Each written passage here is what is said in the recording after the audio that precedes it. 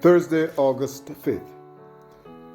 Today's reading, Matthew 14:13 to 21. Jesus replied, "They do not need to go away.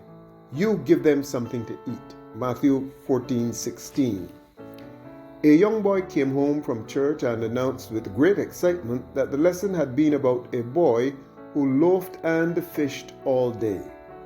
He, of course, was thinking of the little boy who offered his loaves and fish to Jesus. Jesus had been teaching the crowds all day, and the disciples suggested he send them into the village to buy bread.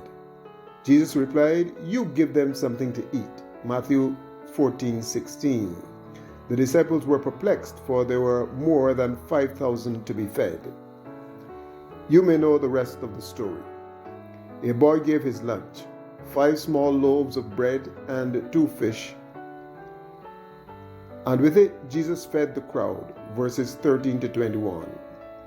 One school of thought contends that the boy's generosity simply moved others in the crowd to share their lunches.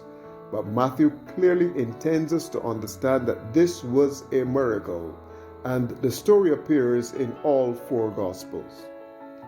What can we learn? Family, neighbors, friends, colleagues, and others stand around us in varying degrees of need. Should we send them away to those who are more capable than we are? Certainly, some people's needs exceed our ability to help them, but not always. Whatever you have, a hug, a kind word, a listening ear, a brief prayer, some wisdom you've gathered, give it to Jesus and see what He can do.